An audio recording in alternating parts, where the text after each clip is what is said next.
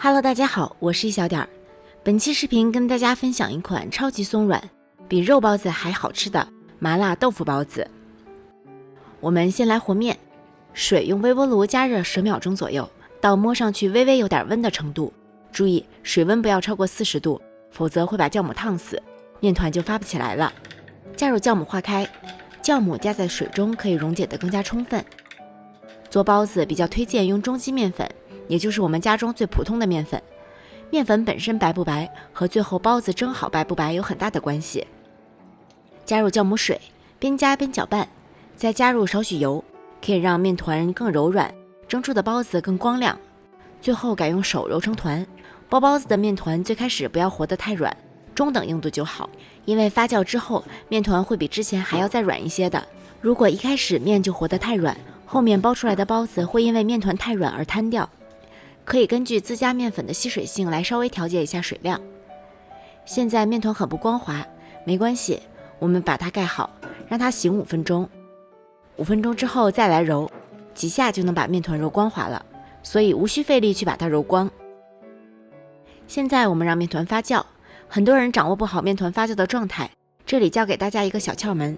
我们换一个小一些的碗，这个碗的体积刚好是面团的2倍大。那么把面团放在这个碗中发酵，等它发满这个碗，我们就知道发好了，再也不用去担心面团有没有发够或者有没有发过头的情况。此外，发面所需的时间取决于室温，从40-50分钟到2-3个小时甚至更久都是有可能的，所以通过体积来判断面团的发酵状态是最容易的。面团发酵期间，我们来准备豆腐馅儿。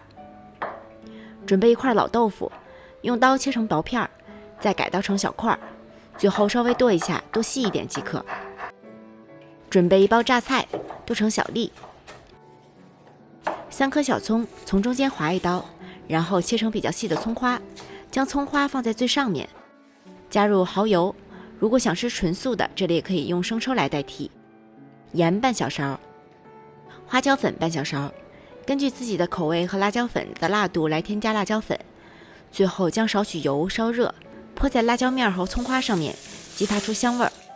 用筷子拌匀，我们的豆腐馅儿就做好了。室温24摄氏度下，1个半小时的时间，我的面团已经发到了原来的2倍大，也就是发好了。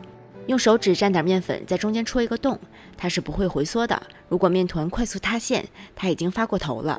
发过头的面团蒸出的包子可能会有酸味儿。案板上撒少许面粉防粘，将面团放到案板上，先把它搓成长条，然后从一端开始，用2只手的掌根部分交替的去揉，把面团揉细揉长。这里的揉面步骤很重要，它的作用主要是给面团排气，同时面团多揉，蒸出的包子会更白，口感更松软，所以这里一定不要偷懒。揉长之后折叠到中间，再重复刚才的揉搓动作，这个步骤最好重复至少4遍，不过不需要把面团揉到一点气孔都没有。最后将面团搓长，分成14份，每个剂子42克左右。如果天气热，动作慢，可以先将一半的面团盖好放到冰箱里，来减缓它的发酵过程。把其余的剂子盖好，防止风干。案板上撒点面粉，拿出一个剂子，切面朝上方，直接用手按扁，然后用擀面杖直擀边缘部分，把它擀成一个直径约11厘米的面皮。这样擀出的皮子中间厚，四周薄。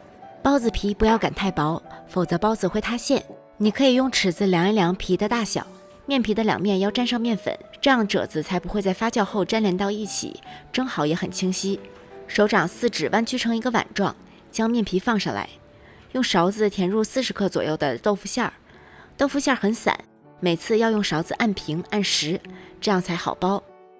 因为我是左撇子，为了方便大家观看学习，这里我用了镜像。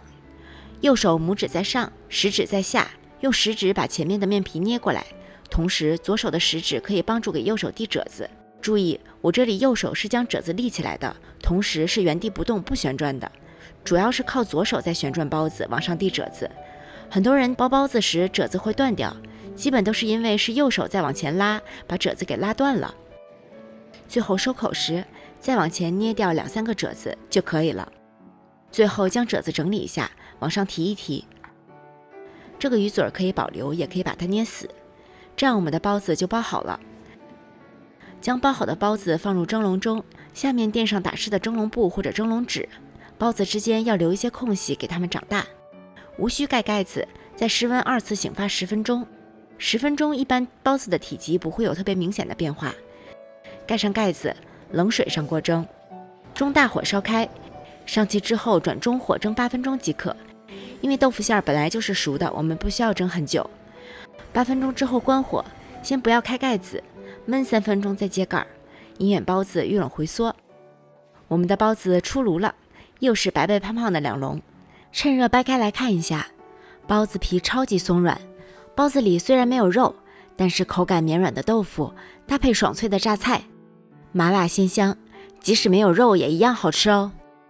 如果想要做不塌陷的肉包子，欢迎观看我的鲜肉包子食谱。谢谢大家的收看，如果你喜欢这个视频，请不要忘记帮它点赞、转发、收藏。我是一小点，我们下期再见。